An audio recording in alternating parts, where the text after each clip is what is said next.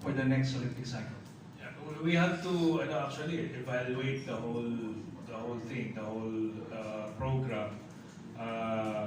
So I cannot say for sure what's gonna happen. Actually, kahit ako, I don't know if I'm still gonna be around after this, no? Dahil after ng Olympic cycle, nandun din yung elections ng mga NSAs. Doon naman natatapos ang term ng mga existing officers. So mag-election ulit yan. So may mga appointments ulit, di ba? I'm sure after this, medyo nag-settle down na. Upuan din in terms of evaluation. Up to the specifics na ano ba yung hindi natin nagagawa, di ba? Kung kailangan ma-evaluate rin talaga ng gusto yung programa, yung overall training program, yung staff, even yung coaches, yung composition. We need to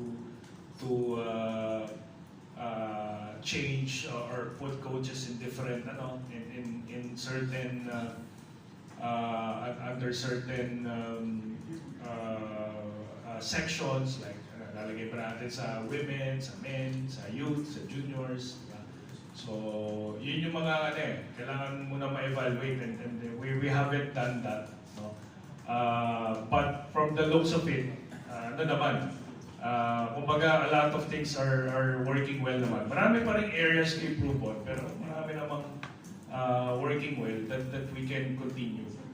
So, but I don't have a specific answer to your question. So at this point, we have to do our evaluations first. Yeah. Anyway, follow-up question relative to that, because in Tokyo you were the sports psychologist, focused on the mental aspects, psychological, emotional aspects. Here you are the kumbaga the team manager, in a manner of speaking. Takeaways from those experiences that may perhaps also lead us to a better performance in the Los Angeles Olympics, Lord willing, Ano ba? Parang pagod lang, mas pagod lang. Mas marami lang iniisip. But ano ba? In Tokyo also I played the role of team leader. So Yeah. parang it's not a big adjustment for me. But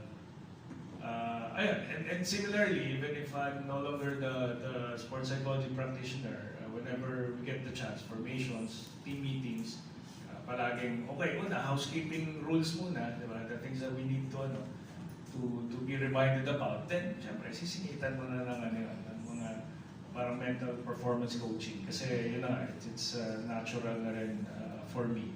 No? But, other than that, wala namang malaking adjustments talaga.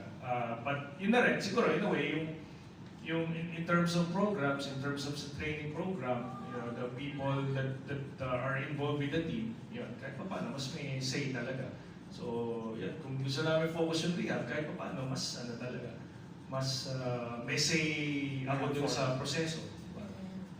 Na kahit yung mga coaches, minsan, hindi na rin komportable, then, we just have to sit down, and ako very fortunate rin ako sa mga coaches talaga, na very collaborative rin sila. We don't agree all the time, definitely. We don't agree all the time. I'm sure may mga times na hindi sila nag-agree dun sa mga decisions. But, when we're able to sit down, napapag-usapan naman. Kasi at the end of the day, ano ba yung purpose? Ano ba yung gusto nating ma-accomplish dito? So, babalik ka pa rin doon. And tapos yun, medyo malilinya na ulit na, okay, sige. If that's the case, then okay, let's do it. Na mag-all in na tayo dito dahil yun naman yung magiging best for the boxers. So, lagi namang that's what we have in mind. So, but yun, ako thankful talaga ako sa naging collaborative approach namin with the support staff and the coaches. Just one question. We have a host of other colleagues wanting to question. Ira, medyo light ito, light.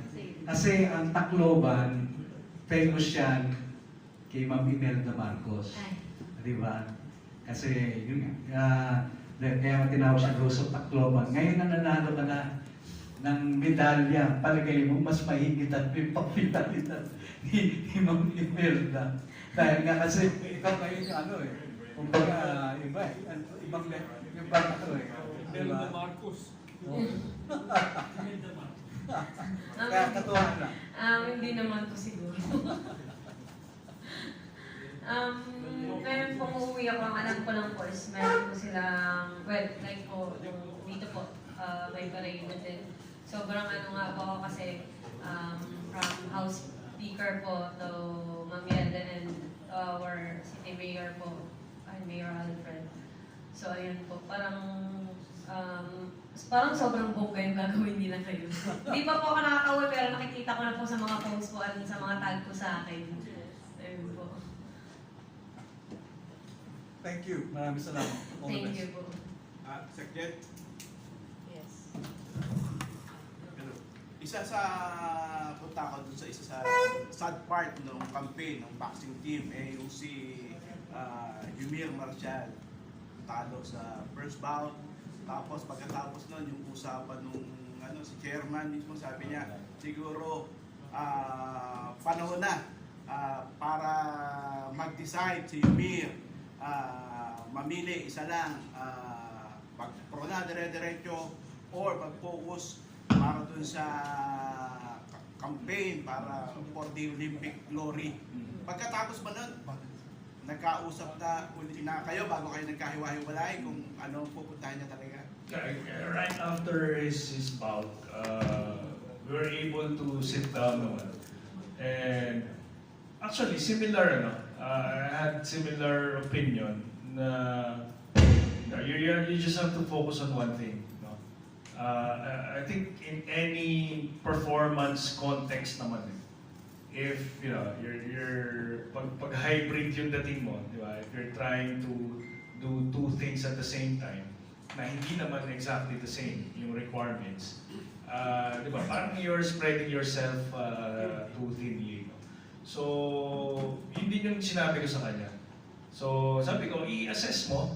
Ngayon, I'm sure marami pa tumatakbo sa isip niya at that time. Sabi ko, i-assess mo yung sarili mo. Ano ba yung gusto mo talagang gawin moving forward? Diba? Kasi parang hindi na uubra na nasa pro ka and then you're also competing in Olympic style boxing. Kasi nga, we've been saying ever since, the energy systems are different. Diba? Parang ka middle distance runner sa pro, tapos sprinter ka sa Olympic style boxing. Iba yung energy system, mag-iba rin yung style mo. Yung nakita natin sa kanya ng first round, parang remnants ng professional boxing na as if you're competing for 12 rounds, di ba? And I was straightforward with him. Na sabi ko nga sa kanya, hindi ko alam po anong hinihintay mo. The first 30 seconds or so, did not throw any punch. So yun, inupuan namin yun. Plus, ano ba? I think I don't want to make excuses, but I'm probably making an excuse. No? But the injury talaga, I think, affected him. Yung rib injury. There are some people in the media who knew about it. Especially yung Signal who has been covering us during the training camp. No? But hindi na lang namin nilabas, obviously. But na-sustain niya yun dun sa sparring niya against Cuban. So, syempre, gusto namin, mas par niya yung Cuban Dahil nasa draw niya Yan yung quarterfinal niya Yung Cuban, si Lopez, is a two-time Olympic gold medalist. So, sabi ko, maganda masukat niya Actually, maganda yung performance sa sparring na yun. Up to the last round, nadaplisan siya dito sa ng uppercut dito sa ribs. So talagang alam natin, hindi na siya nakaspar after that, leading to Kaliwa. to the Olympics. Left rib. Left, si right yung yung uppercut. Talagang Bugol. baga talaga. Talagang bugol. At hindi talaga siya nakabangon ng 2 araw yata. Nasa Germany na kami nun Napunta pa namin siya ng France para mag-spar. Kasi may another training camp happening dun sa Nancy, France So nandun yung mga Cuban, Uzbeks. Kami naman nasa Germany, kasama namin mga US, Australians. So I think hindi yung pain but yung rhythm na nawala sa kanya 3 weeks before the Olympics. I think yun yung isang naging critical factor. No? But going back, I think he really has to focus on what. No? Kasi kahit kung gusto niya talaga yung pro, yung professional career niya, maapektuhan rin if palagi siya babalik ng Olympic style boxing. So yung Olympic style boxing naman niya, maapektuhan din dahil siyempre ibang skill set rin yung, ibang energy system rin yung tinitrain niya pagdating naman sa professional. So he has to really sit down and decide. Sinabi ko rin sa kanya, you have to look at your body long term rin. So siguro yun yung isang mo offer naman ng Olympic style boxing. Ito, 3 rounds, heavily protected, no? Makapal yung gloves, no?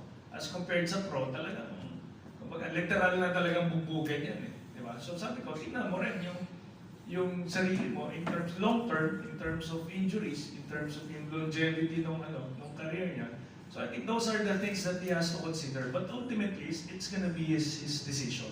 Pero at least kumbaga, manatag lang sa kanya yung mga pros and cons. Pero feeling ko mas magiging mahaba yung career niya with Olympic style boxing plus in terms rin naman of obviously yung financial side, 'di ba? Something na kailangan niya rin upuan. Hindi ko naman alam yung specifics with dun sa professional career niya. But hindi rin naman siguro with the incentives and the support that we can get. Baka hindi rin naman nalalayo yung sa Olympic boxing or at least long term baka pa rin maging beneficial. So yun lang, nilatag ko lang sa kanya yung mga na-mention ko, no. But ultimately siya yung magde-decide talaga. But I agree, no. I agree na he only has to choose one. One more thing.